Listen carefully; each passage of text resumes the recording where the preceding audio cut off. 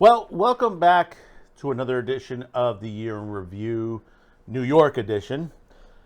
You know, we've been covering a lot of stories here in the Big Apple, or the Big Crapple, as some people in the media are calling it now, because unfortunately, we've gone to hell in New York. We've reversed time back to the 70s and 80s, as far as the crime, the garbage, the drug use, all these issues, and that, you know, a lot of these people, they try to blame it on COVID and what was going on with COVID. No, this was slowly happening before this. The politicians used COVID to control the narrative of what was going on the streets. They said, "Oh, we got to help this one and that one," and basically, the laws that we have, you know, we need to change them. We need to get rid of bail, because basically people can't afford it, and it will help people that, just to get out of the jail system and all that. But the crime overall is just through the roof here. It's back to the old days. We got drug dens that are happening in subway stops, throughout the city. We've got addicts on the street and the homeless on there.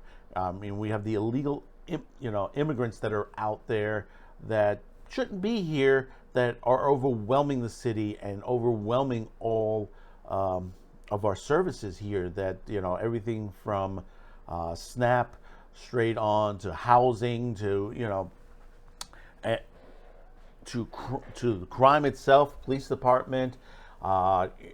It's gotten to a point now that this mayor has been so ineffective that they just really want them out. And then people try to push that Cuomo should come in to become mayor to clean this up. And I said, really, he was part of the problem. He was the major part of the problem. I want to read. We could go through a lot of this, and I'm just going to go somewhat a little bit more quicker than our other year in reviews. But there was an article out by Christine Fleming from the New York Post, and I think it emphasized a good chunk of the problem that's is happening here in New York on there. Here in Staten Island, we're looking to succeed again. We're looking into that. You have Nicole Malliotakis pushing for that right now.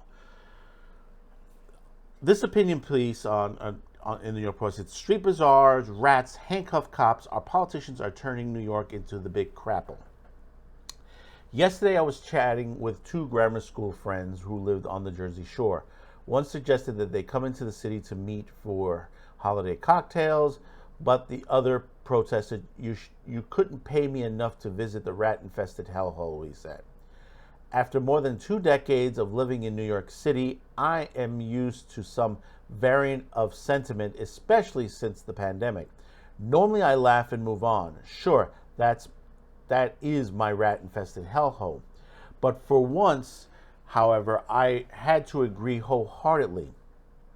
3 years on from COVID lockdowns, the city somehow looks even shabbier. The streets are back to people's capacity, but we're outmatched by bustling rat colonies. Garbage bags are piled all over the sidewalks. The once quaint, picturesque streets of Soho, where I lived for 16 years, are cluttered with graffiti, restaurant shelters, and litter. The old hood could use a good beach scrub. Then there's 6th Avenue and 5th, for that matter, in Midtown, and the Brooklyn Bridge, both of now resemble medieval open-air bazaars.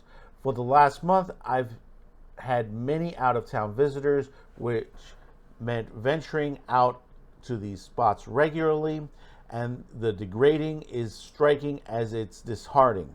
The Brooklyn Bridge is a bottleneck for selfie-snapping tourists, shopping from vendors selling tacky toys and folding tables, a flea market on our historic marvel. 6th Avenue, which is usually made grand this time of the year by corporate buildings, glitzy holiday displays, is a gauntlet of filth. It's lined with vendors shoulder to shoulder, brazen hawking bad knockoff luxury items on grimy blankets, not the usual few dudes on the side streets looking both ways for the cops, but an unsightly, presumed unlicensed makeshift retail hovel. Now, if you've watched my show, we've had a story back a bit where a storage center was raided by the police, where there was $1 billion worth of merch. It seemed like it didn't hurt. The loss of that from the unlicensed, it hadn't hurt them at all. There's still, the muck is still there. I mean, the illegal wares are still there. Gotham truly looks like an unwashed and unloved city, a metropolis of muck, the Big Crapple. Visual evidence is around all mechanisms that kept this city humming or spurring at times we have completely broke down. No one is minding the shop, enforcing the rules and laws, big and small. No one is making tough decisions to truly clean up and make things better for the residents and tourists. So how's our city polls responding to our mounting problems? For one, they're making it more difficult for police to do their jobs, putting menial tasks at the top of their to-do list, so they'll be unable to tackle the festering problems staring us in our faces.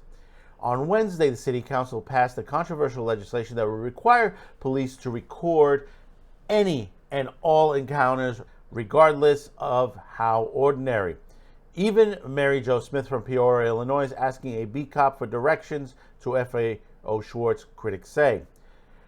Cops need to record their age, race, gender, can't make assumptions about that last one, something supporters of the most useless bill in history insist will help prevent racial profiling. This is absolutely madness. I agree with that. This is the situation, is that, we want to stop racial profiling. If I'm in a neighborhood which is, and I'll say this, is mostly Asian, what do you think is going to happen? I'm going to be arresting more Asians than anybody else in that neighborhood of other ethnic origins. Think to the perspective of how, if you're out there on the streets as a police officer and he sees a crime done by, say, someone who's black or who's Hispanic or who's Asian, and you say, well, that's being racist because of that. Why? Why is that? The stupidity of some of our politicians and activists that are out there that's saying, we need to get rid of the racism. But you're causing racism to try to stop the racism. You put that into the perspective in your mind. You're being racist to stop the racism. Because the situation is, the crime is there. The people that are committing the crimes, and you go by the FBI records and all that, they're all straight on when it comes to who are committing these crimes. You can't go behind that. And you say, it's because of their upbringing and stuff like that. It's the choice you made. Okay? If you go out there, you're going to commit the crime, that's your choice. What's the song says? Don't do the crime if you can't do the time. But there are those who don't give a shit to the situation. That they'll sit there and and you've seen this, what goes on with all the shoplifting and everything, because the cops haven't done anything for the shoplifters, as far as that they're hauling off half of these stores. And a lot of these companies are shutting down operations in certain parts of the country. If you commit a crime, you got to go to jail. You got to put yourself into the perspective that, you've done something wrong and you have to be punished for it. Stop using the racism thing to just say, well, we don't want this particular minority in jail, or we don't want this particular people arrested. We see this on videos every day. We see it on TikTok. We see it on YouTube. We see it on X, formerly Twitter. We see the crimes that happen. You can't deny that it doesn't. Could it be better? Yes. We need to enforce it properly.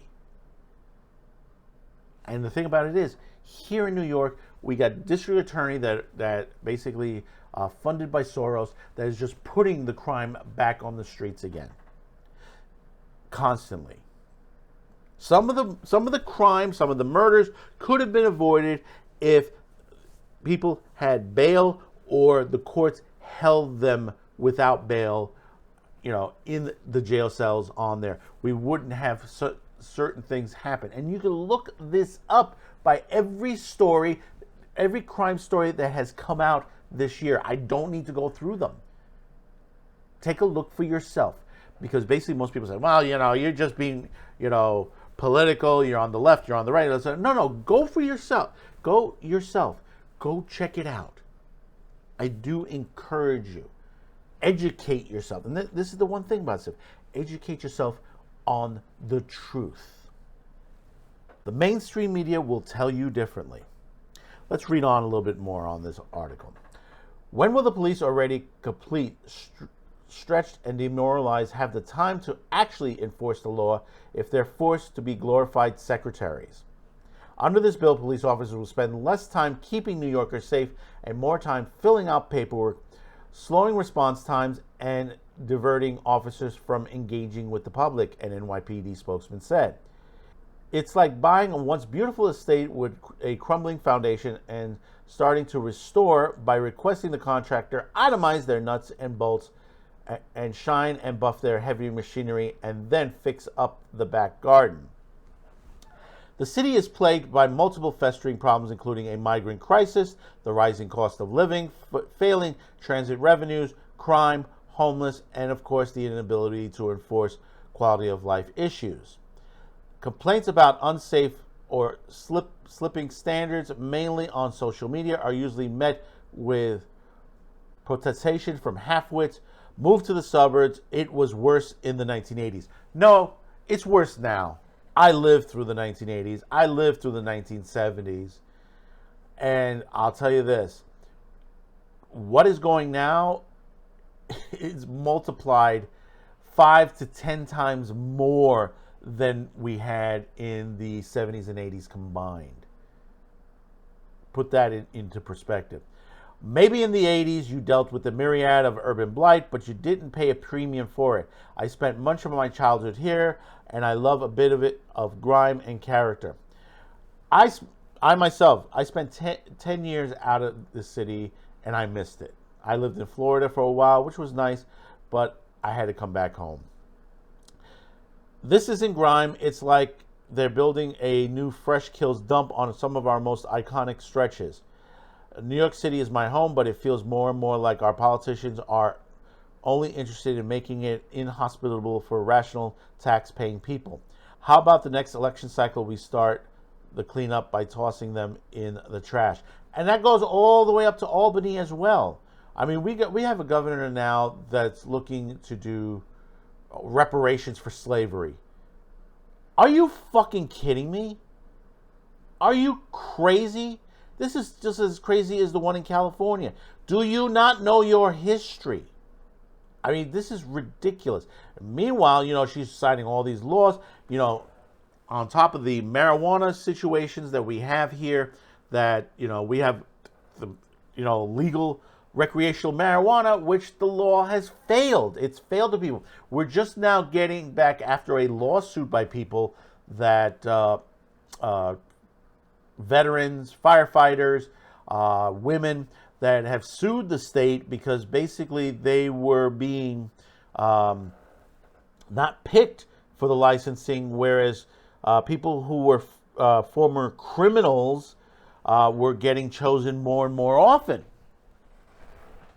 That was not fair. That was that's where you're being racial. You say, well, we're trying not to be racist and get the people that were sent to jail for this, but you accomplish racism by doing what you just did to stop the racism. It is the most ridiculous thing that you've done. Kathy Hochul, she doesn't know what she's doing. How she got elected, I have no idea. I mean, just look at the last election in the throughout the city of New York, the 5 boroughs, and how it went from blue to red. how fast the changes were as far as that. Because basically, you have people that are just sitting there saying, we need to change, we need to change. Stop voting for these people. Stop voting for the Alexandria Cortez, the Kathy Hochul, the Eric Adams situation out there. They are the problem in this city. Not only, especially Chuck Schumer and many others. Get them out of office. They're not working for us. They're working for their own advantages to the situation. We see this going on constantly. They say, well, we have, coming from the internet point of view, it says, oh, we got a child trafficking problem and human trafficking. But here in New York, the trafficking is right in front of the police department. Roosevelt Avenue, Queens, New York, under the 7 train, in one of the busiest neighborhoods in the city of New York, where families are going up and down, looking for stuff to buy, shopping, doing their groceries, buying clothes, buying furniture, everything up from A to Z in this neighborhood, even some good food that's out there that's being sold. You have prostitutes right out in the open, standing right there. Many YouTubers have documented this. We've shown you the videos here. We've shown you on a daily basis, day and night. They are there 24/7. Oh, of course, every once in a while you may hear, oh yeah, they've raided them. 24 hours later, they're back up in business once again. Never to mind that they changed the rules where basically they don't have to arrest the prostitute because they said, well, we just got to arrest the John situation. You need to rescue these girls off the streets, these children. The average out there, supposedly, from the NYPD numbers, is 13 to 17 are out there. Even though some of the videos showed some older Asian women that are out there, but some of them, I think, are the madams that are bringing the men in. Because you have 2 levels of this situation. This is not the local pimp. This is drug cartels from down Mexico way. And then you have those from China that are bringing those here as well.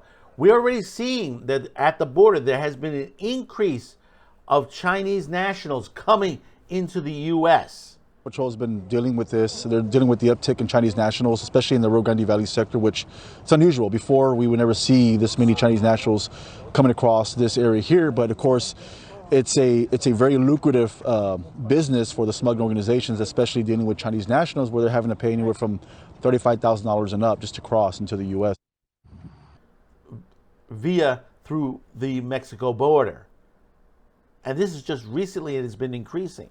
Then, of course, you have the illegal smoke shops throughout the city of New York that are overwhelming, selling marijuana, edibles, unlicensed cigarettes, vapes that are illegal in New York City. All that's being sold right there, straight on, even though Hochul and Mayor Adams says, well, we're doing our best to get rid of them all. We're making sure we're going after the landlords and all that. But they're still opening them up. They get rid of 2, 4 more open up. It's that whole Hydra situation. You cut off a head, more will grow on.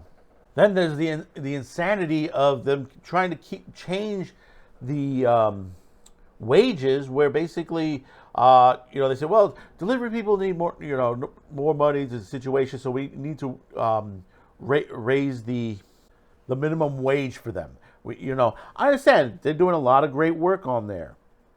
But the thing about it is, they can move on. They have the choice on these jobs. Yes, they do work hard to the situation. It's the same way with fast food, with the situation on there, with minimum wage on fast food.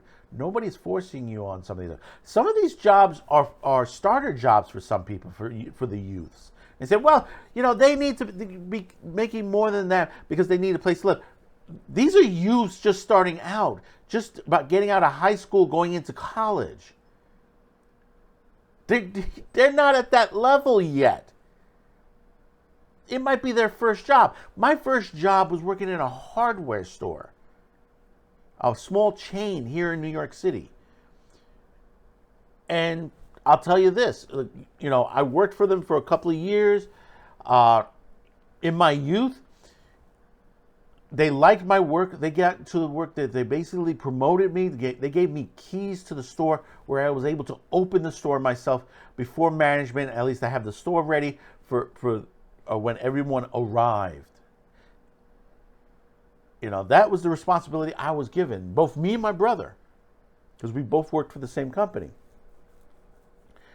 And, this is the thing on there. But did I stay with that company? No. There was a couple of times where I left it and came back, but then I left it permanently. I never went back. I never looked back on it. I moved on.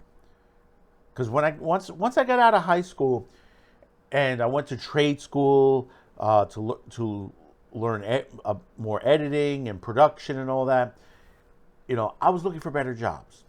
For a while, I was working in a video store chain. I worked in a video store chain for some time. I was working at a production house. That's where when I talk about I worked on the adult and the porn industry. I worked in a company that handled the porn industry. They handled the some of the classic movie industry, the martial arts movies, those crazy martial art movies that you see they used to see on Saturday morning, Saturday afternoon. And also, we worked with companies like HBO and many others. And we put out, and this was during the VHS era. There was room for all of this in one company. That we were doing all of this, and I did pretty good. But unfortunately, the way things were changing when DVD was just on the horizon, this company pushed out, and I got laid off. But I moved on and went on to other things. I moved myself on. I went down south and worked in similar companies to the one I worked up here in New York in production. As far as from that point was the end of the VHS era and the DVD end coming in. But getting back to everything that's going on, I mean, like I said, they want to push Andrew Cuomo, as being mayor, because they say, oh, Adams ain't doing, but, Cuomo will do better on there. But we know the problems that he have. We know the issues that he have. He wasn't running. If he can't run the state of New York, what makes him think he's going to be able to run the city of New York better? There's no way. Is Curtis Sliwa going to be perfect in this situation? No. But Curtis Sliwa, if you look at him on X, formerly Twitter, he's put out videos out there that's showing the state of New York, the decay that has happened to this city.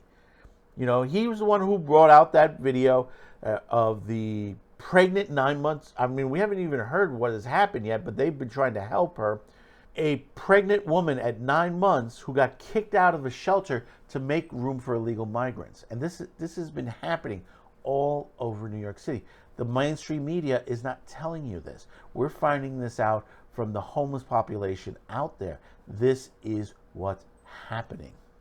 And on top of that, we have a mayor right now who's under investigation by the FBI for supposedly getting campaign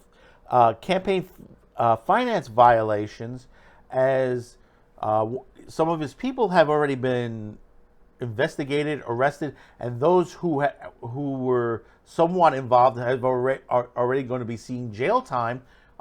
There's like 4 to 6 people on there, and this is leading back to Turkey.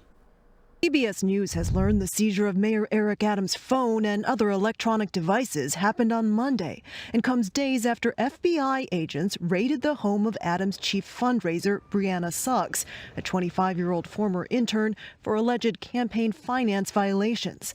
Adams addressed that raid on Wednesday. And I just want to be completely transparent, is what I've stated all the time. I sleep well at night.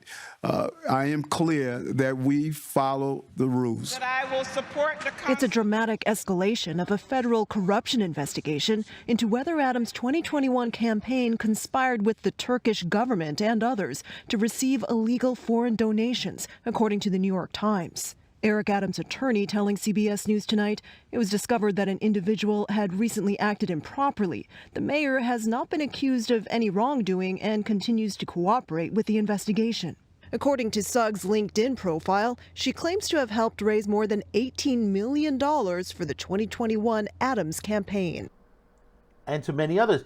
And then we even get into the pay with the FDNY, that we're finding out that basically inspections were put on a VIP list of companies like Amazon and Facebook and many others that were pushed forward instead of checking out a school to make sure that it was safe for kids to be in, from the fire department to inspect it. That was pushed aside. You know, the inspections that have been going on in New York, you've seen what happened with that building. If you haven't seen that building collapse, when we reported it on Fast 5, you know, a quarter of a building came tumbling down. And it was because the inspections were not properly done. You know, they try to play, well, it was because of COVID situation. Well, then, you know, you put a notation that you make sure immediately you get back to this place before anything else happens. You put it at the top of the list. But no, they went to go investigate, you know, to make sure these buildings were able to open up.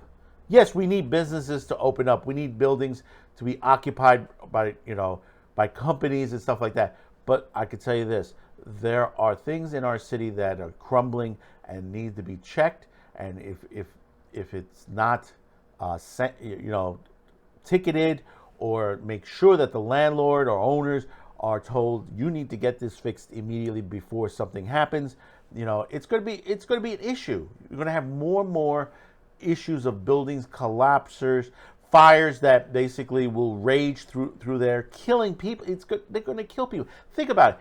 God forbid, because of the VIP list, if the inspection for the school inspection basically didn't happen, and something happened, a fire happened because of that, and there would be kids in the building at the time, the city would be, you know, the lawsuits would be through the roof. And then there's the little things in between. There are the little things that on there. You know, we got new subway cars. The MTA got some new subway cars. Are they running? No, because basically they've had problems with them. They've had issues with them. The money that they've spent on these cars, and they're in the shop being, you know, checked on because they're not working properly. Then there's the drastic reduction in the police force, and it's being replaced by RoboCops. Thank you for your cooperation. Good night. I'll buy that for $1. These robot devices that they've leased out, for how much, which they could have paid a police officer to be on there, for these things roving around, waiting for someone to drop kick them onto the next IRT train. How much money did they spend on this? And then this one's my favorite. This is my favorite, the kegger of them all. New York City has spent $1,000 each on these garbage cans. They already bought 300. $1,000. These garbage cans will be wrecked within the year, or if not stolen, if they don't bolt these down. They could have bought garbage cans at a half the price or even a quarter of the price and don't even have to be that fancy. What was wrong with the green cans? Oh, they were all beat up and everything. You know, we had to make them look nice. And so the garbage, they're holding garbage in them. Right now, they couldn't even hold the garbage that are on the streets right now in the corners. That they're overflowed because they cut back on sanitation. You know, the pickups are not coming as briskly as it normally does in the city of New York. Then again, increasing the rat problem. We were turning away from the rat problem. Now it's coming back again. Because the garbage are still on the street corners. Well, there's a lot more we can get to, but let's leave it at that. So comment below and you tell me your thoughts about this. I mean, we're going out of 2023 with this, going into 2024 with more problems that are coming across our plate. And we're going to cover it. We're going to cover it heavily. You know, we're going into a new year and just the same old, how does it go? The song remains the same. Remember, folks, the elections will be coming soon. Remember who you are voting for. Make sure you pay attention. I'm talking local elections, but also national too. Those are very important as well, because we need to change everything around. We need to improve everything here, because there are those that just don't give a shit, and there are those who are trying to take away our rights. And that's what we're going to be talking about next in the new year with a lot of the situations coming on. And be sure to catch our age verification censorship year in review as well, because there's a lot there to talk about.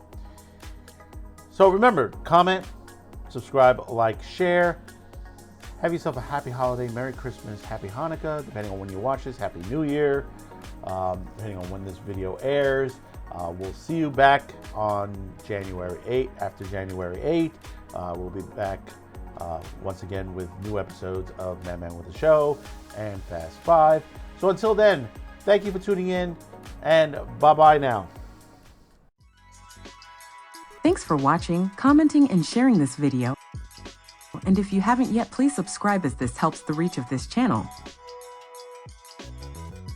Finally, as a content viewer, you have the ability to help support this channel, as new internet laws around the world will diminish our reach and affect our sponsors.